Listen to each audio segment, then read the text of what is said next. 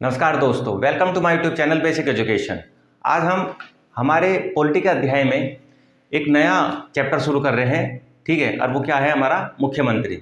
मुख्यमंत्री हमारे संविधान के भाग 6 और कार्यपालिका का ही एक अंग है, राज्य की कार्यपालिका का। तो राज्य की कार्यपालिका में जो सदस्य आते हैं, राज्यपाल, मुख्यमंत्री, उसके बाद मंत्रिपरिषद, उसके बाद राज्य का महाधिवक्ता। तो उसी क्रम को हम आगे बढ़ाते हुए कल हमने राज्यपाल खत्म किया था, आज हम मुख्यमंत्री पढ़ रहे हैं। अगर आप वीडियो देख रहे हैं और आप नए यूज़र हैं तो आप पहले राज्यपाल को देखिएगा, राज्यपाल को समझिए, राज्यपाल की स्थिति को समझिए, उसके बाद आप मुख्यमंत्री की वीडियो देखिएगा। क्योंकि ये होता है एक क्रम, एक तरीके से आप मानिए एक डोर है। तो जब तक आप पीछे वाला मोती नहीं समझेंगे तो आगे वाले मोती की क्या स्पेशलिटी है वो आप नहीं समझ पाएंगे। तो पॉलिटी समझने का यही तरीका है कि आप क्रम से चलिए, एक के बाद आते रहिए और समझते रहिए कि किस चीज़, कोई भी अगर संविधान में बातें बताई गई है तो उसका क्या महत्व है, उसकी क्या शक्तियाँ हैं। तो आज की जो वीडियो है वो है हमारे मुख्यमंत्री के ऊपर। तो मैं बात करूं हमारे संविधान का जो भाग 6 है, हमारे संविधान का भाग 6 आर्टिकल 152 से 237, भाग 6 आर्टिकल 152 से 237, इसमें क्या बताया गया है? राज्य की कार्यपालिका से संबंधित बातें बताई गई हैं। इसके बाद इसी में आपके सभी कार्यपालिका के अंग आ जाते हैं, राज्यपाल भी आ जाता है इसी आर्टिकल में, मुख्यमंत्री भी आ जाएंगे इसी आर्टिकल में, राज्य विधान परिषद और विधानसभा दोनों आ जाएंगे, विधानमंडल आ जाएगा। उसके बाद में राज्य के महाधिवक्ता, समझ रहे हैं, राज्य के महाधिवक्ता, और ये सब, और आपका उच्च न्यायालय, तो ये सब आ जाएंगे आपके इन्हीं आर्टिकल्स में। तो अगर आपको पूरा राज्य की राज्य व्यवस्था के बारे में समझना है, राज्य की न्यायपालिका के बारे में समझना है, तो आपको ये आर्टिकल्स पता होने चाहिए और ये भाग आपको पता होना चाहिए। तो आज का जो टॉपिक है वो है मुख्यमंत्री। तो आइए मुख्यमंत्री शुरू करते हैं, छोटी सी वीडियो में, ज़्यादा समय नहीं लेंगे। पहला, जो मुख्यमंत्री होता है इसकी नियुक्ति करता कौन है? तो मैं आपको बता दूं, मुख्यमंत्री की नियुक्ति राज्य के राज्यपाल के द्वारा की जाती है। किसी भी राज्य के मुख्यमंत्री की नियुक्ति राज्य के राज्यपाल के द्वारा की जाती है। दूसरा, मुख्यमंत्री का चुनाव कैसे होता है? तो मैं आपको बता दूं, मुख्यमंत्री का चुनाव जनता के द्वारा किया जाता है, समझ रहे हैं? यानी first past the post system जो है, first past the post system, ये आप बिल्कुल याद कर लीजिएगा।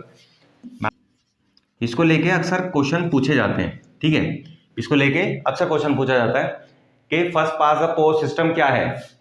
तो ये एक डायरेक्ट चुनाव प्रणाली है, सीधे जनता के द्वारा चुने जाने के। इसके बाद में क्या मुख्यमंत्री जब चुना जाता है तो असल में वो राज्य की जो कार्यपालिका, राज्य का जो विधानमंडल है, तो निम्न में से किसका सदस्य हो सकता है? ऐसे आपको 1 2 3 4 ऑप्शन करके दिया रहेगा। राज्य की विधान परिषद, राज्य की विधानसभा, दोनों या दोनों में से कोई नहीं। तो आप क्या करेंगे? आप आंसर लगाएंगे दोनों, यानी सी। कैसे? यानी जिस तरीके से प्रधानमंत्री केंद्र में किसी भी सदन का सदस्य बन सकता है, उसी प्रकार राज्य में राज्य के मुख्यमंत्री की व्यवस्था संविधान में की गई है कि वह राज्य विधान परिषद और राज्य विधानसभा दोनों में से किसी का भी सदस्य हो सकता है। यानी मुख्यमंत्री बनने के लिए जरूरी नहीं है कि राज्य में सिर्फ विधानसभा का ही सदस्य हो, वो विधान परिषद से भी चुन के आ सकता है। अब आप ये कहेंगे कि हर राज्य में तो विधान परिषद होती ही नहीं है, तो ये कैसे हो सकता है? देखिए, ये कंडीशनल है कि राज्य की विधानसभा के ऊपर है कि अगर राज्य की विधानसभा चाहे तो क्या कर सकती है। अगर कोई ऐसा व्यक्ति जो लीडर है उस दल का और वो मुख्यमंत्री चुना गया परंतु वो चुनाव नहीं जीत पाया, चुनाव हार गया, और हमारे संविधान में एक व्यवस्था की गई है कि कोई भी व्यक्ति जो निर्वाचित नहीं भी होता है 6 महीने तक मुख्यमंत्री या मंत्री के पद पर कार्य कर सकता है। परंतु 6 महीने के अंदर अंदर उसको क्या करना होगा? सदन की सदस्यता हासिल करनी होगी, सदन की सदस्यता लेनी होगी। अगर वो किसी भी सदन का सदस्य बन जाता है, संसद की बात करूं तो संसद में 2 सदन है, राज्यसभा, विधानसभा। तो प्रधानमंत्री बनने के लिए दोनों में से किसी भी सदन का सदस्य होना चाहिए।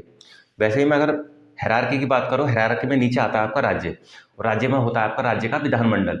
राज्य के विधानमंडल में भी 2 सदन आपके होते हैं। एक सदन होता है आपका राज्य विधानसभा, दूसरा सदन होता है राज्य विधान परिषद। तो राज्य के मुख्यमंत्री राज्य विधानसभा या राज्य विधान परिषद दोनों से किसी से भी चुन के आ सकता है।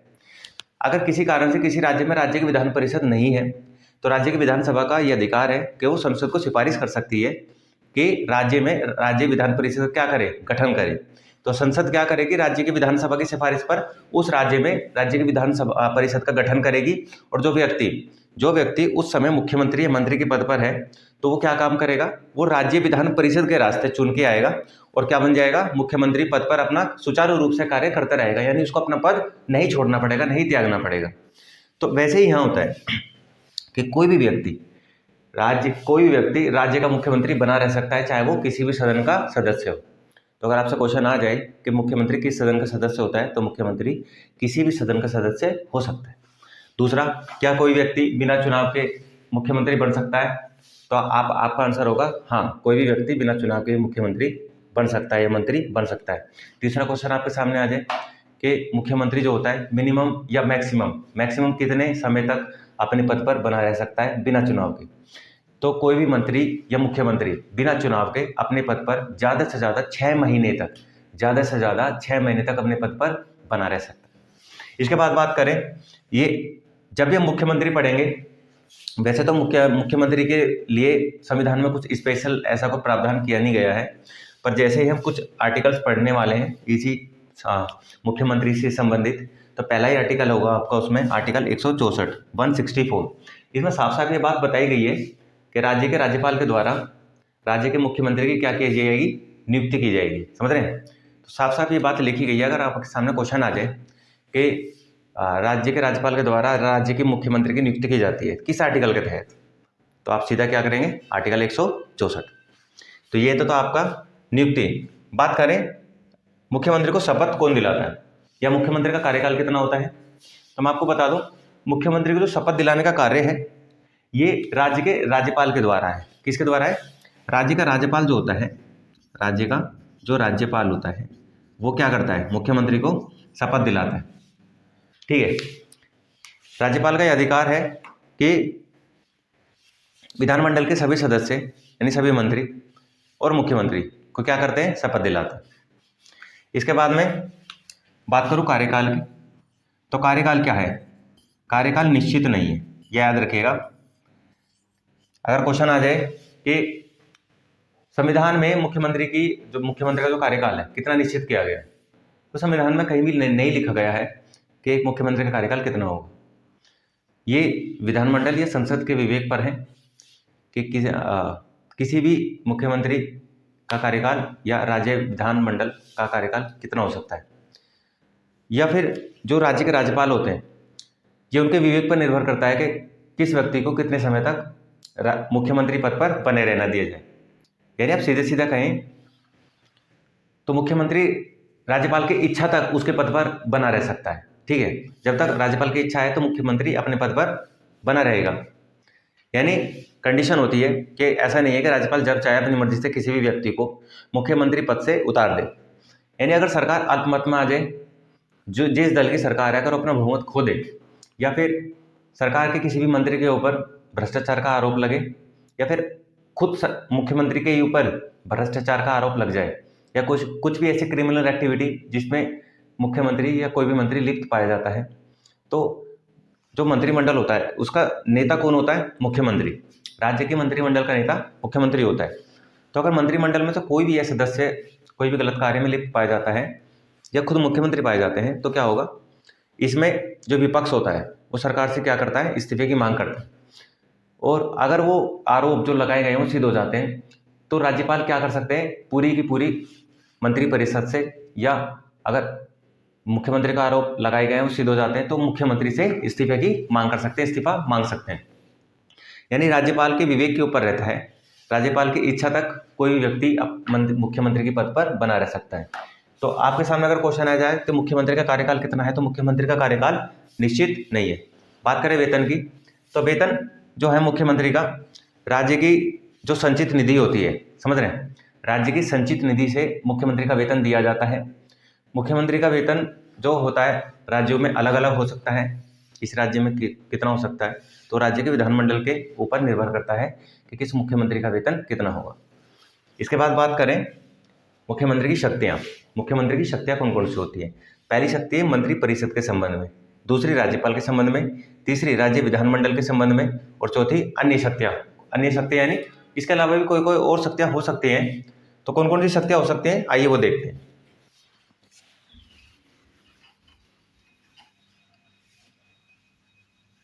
पहला ही क्वेश्चन है मंत्री परिषद के संबंध में।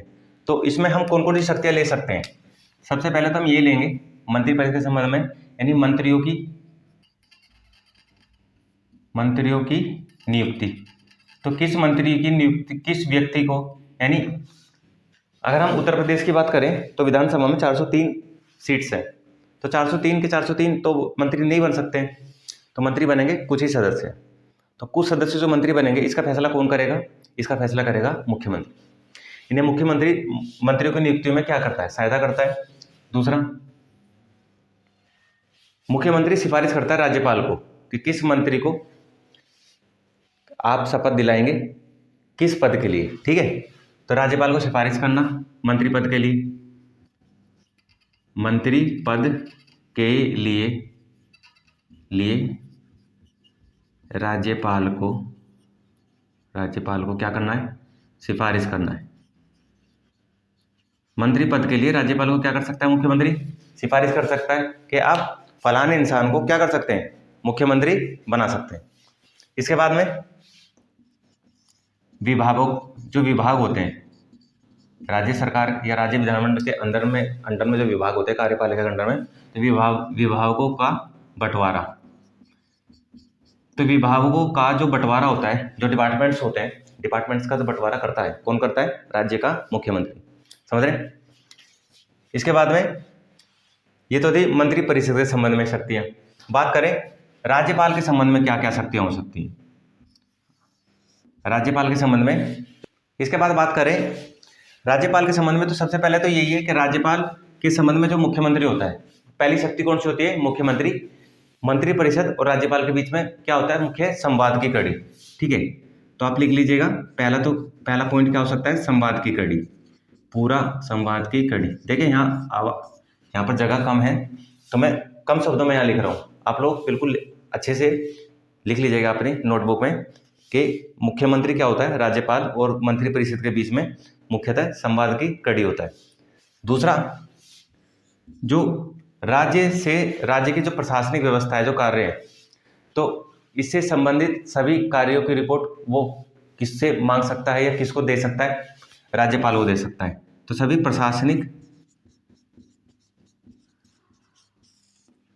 प्रशासनिक कार्य की रिपोर्ट, समझ रहे हैं, सभी प्रशासनिक कार्यों की रिपोर्ट किससे मांग सकता है, वो राज्यपाल से।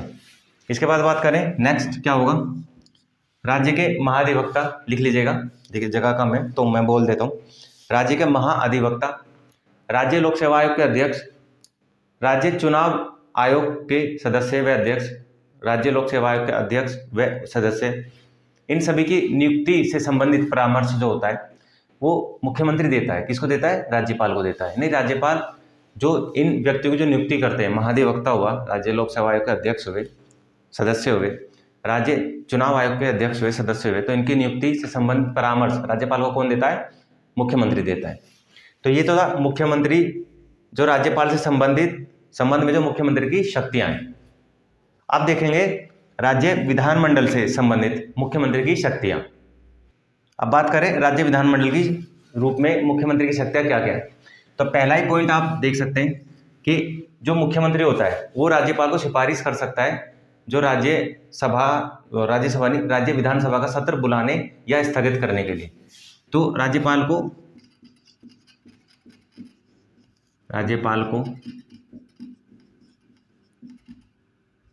सिफारिश करना किस चीज के संबंध में, जो राज्य विधानसभा है, सभा का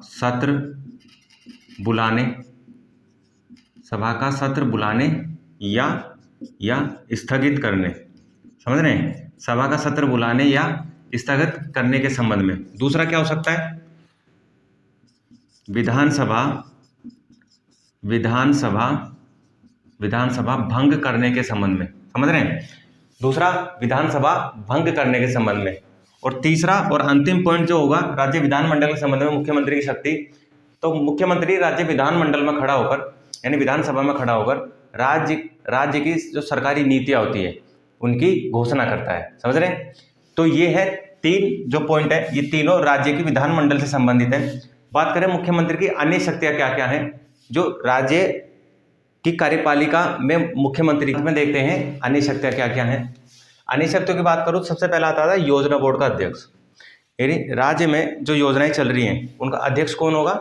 मुख्यमंत्री होगा। दूसरा, क्षेत्रीय परिषद का उपाध्यक्ष, यानी क्षेत्रीय परिषद जो होती हैं, जो केंद्र सरकार यानी संसद के द्वारा स्थापित की जाती हैं, तो उसका अध्यक्ष कौन होता है, ये आप लोग बताएं कमेंट में।